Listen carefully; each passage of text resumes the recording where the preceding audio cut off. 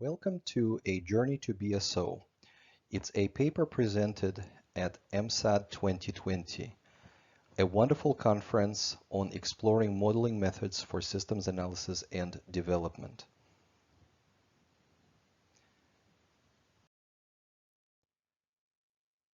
For further information about the ideas expressed in this presentation, please go to the paper itself, published in the proceedings of the conference. In this paper, I'm going to be talking about ontologies. Specifically, the two ontologies developed based on the ideas of Mario Bunge, a philosopher and physicist. Ontologies play a key role in modern science and technology. For example, to fight diseases such as COVID-19, scientists frequently consult medical domain ontologies, which are information technology artifacts that contain concepts and the relationships among these concepts in their domain of interest. So for example, it would be an ontology that would be able to talk about how various concepts related to the viruses relate to the parts of the body which these viruses affect. By studying these ontologies, scientists hope to better understand the nature of, for example, COVID-19 and possibly find a cure. Ontologies are used widely in IT, including in conceptual modeling, search and retrieval, information integration, knowledge management, AI, just to name some applications. In this research, I am focusing on a domain ontology, as well as a general ontology. A domain ontology presents a description, often formal, of constructs in a particular domain. For example, in online auctions or consumer electronics or medical ontology of infectious diseases. However, a domain ontology, in order to create it, needs to be referencing basic constructs, basic notions, which come from a general or foundational ontology. General or foundational ontology is a branch of philosophy that studies what exists in reality. It offers IT theoretically grounded, consistent, formalized, and rigorous meaning for basic constructs that exist in reality. Due to their importance, numerous general ontologies have been developed. In this paper, I'm focusing on a prominent one, known as BWW or Bunge-Wand-Weber. This ontology was developed by Yair Wand and Ron Weber based on the ideas of the philosopher-physicist Mario Bunge. Let me give you an overview of this ontology. Imagine you are visiting Newfoundland and Labrador in Canada and you're hiking on Cape St. Mary's. And what you would be seeing is a gannet colony of these unique birds, gannets. You could use BWW to describe this colony. BWW says that the world is made of things, which are substantial individuals and are unique. For example, this bird and other birds, as well as other things that you could observe, are things. Things interact with one another, leading to acquisition of new or loss of existing properties. And when the properties of things change, we could call these events. Sets of things form systems. Properties of things are not directly accessible to human observers, resulting in the notion of attributes. Attributes is what humans use to describe things. For example, we could use various attributes of this bird to describe some of its underlying properties. We could also apply the notion of things to the bird colony itself, and perhaps to the rocks and other things that are there.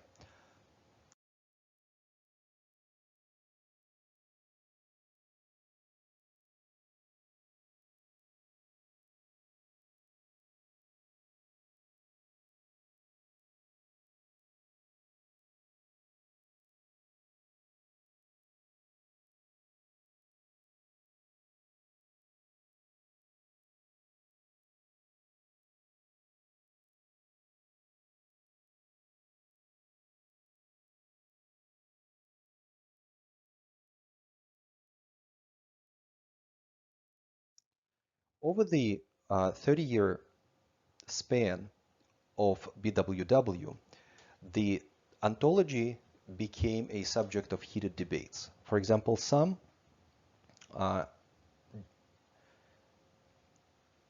debated whether it had a narrow physicalist focus. Other researchers have criticized the ontology for the perceived lack of support for social phenomena, for example, and so forth. However, a key overlooked issue is that BWW is founded on an early subset of Bunge's ontology based on 2 volumes published in 1977 and 79. And since then, Bunge actually published an incredible 400 books and articles. The question then is, do more recent ideas expressed since 1979 call for a new ontology? That is there a sequel to BWW that may address some of these concerns and criticisms? In order to answer this question, I conducted a 5-year analysis and synthesis of Bunge's research. I started with a general review of publications. I had a privilege of meeting and corresponding with Mario Bunge himself, as well as I conducted a systematic review of publications, especially since 1979. All that was synthesized, and at times I had to reconcile some of the ideas into what I call Bunge's Systemist Ontology, a new ontology sequel to BWW. Let's begin understanding BSO, and we'll do that with the basic question, what is the world made of? Is it things? Well, as it turns out, over the years, Bunge has been re-evaluating this claim, leading to the new idea that the world is really made of systems. The notion of system has multiple advantages over the construct of things. For example, it is easier to use the notion of systems to describe a variety of phenomena such as forces or fields. Also, the notion of things does come with a little bit of materialistic physicalist baggage, whereas a notion of system is more neutral. And you could use this notion to describe a wider variety of phenomena a bit more naturally, including social phenomena as well, and mental. And finally, an important consideration is Bunge, in following recent advances in modern science, argues that it is possible that there are no simple structuralist entities out there, which he calls, therefore he calls all things that exist, potentially including the most primitive fundamental particles, systems. To illustrate, let's return to the bird colony. In this bird colony, we could use the notion of system to describe a variety of things that we are observing, including the colony of birds, various groups of birds, a particular bird. It is a system in that it is formed from other components such as cells, and the cells are formed from molecules, which are then in turn formed from atoms, and the atoms are formed from more elementary particles like protons and neutrons and electrons, etc. But we could also use the notion of a system to describe wind patterns and the sky and the ocean current and the waves, as well as the rocks and so forth.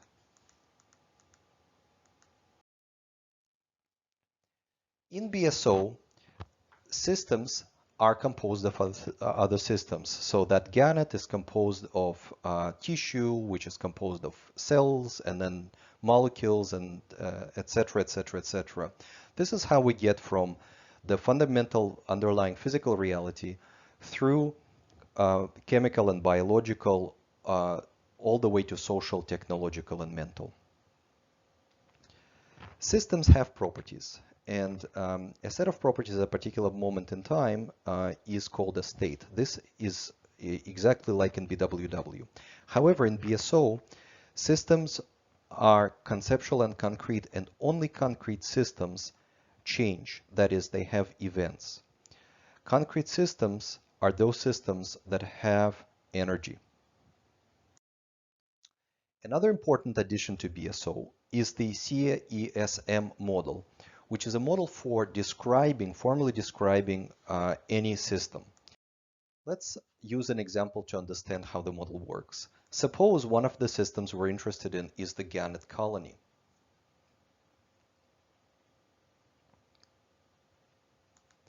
We could use the components of this colony to describe the subsystems it is made of. In this particular case, the gannets, young and old, male and female, are the subsystems of this system.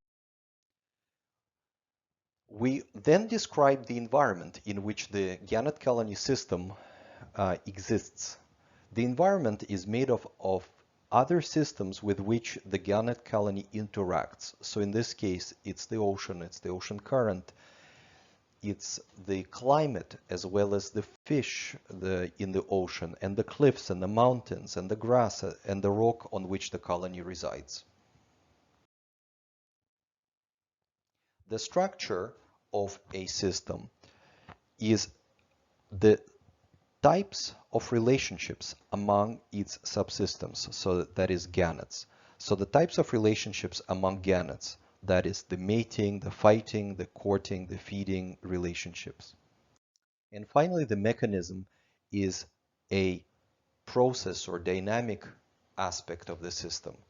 It describes patterns of interaction among the members of the colony. So for example, how does courting occur? What is the nature and how does it happen, the process of feeding, etc. In BWW as well as in BSO, we have the notions of classes and kinds. However, there is also a change compared to BWW, because now kinds are understood as classes with interrelated properties. This definition is closer to the more recent understanding of natural kinds by philosophers and psychologists. An important element of BSO is that it does not just end with things, properties, events, and laws.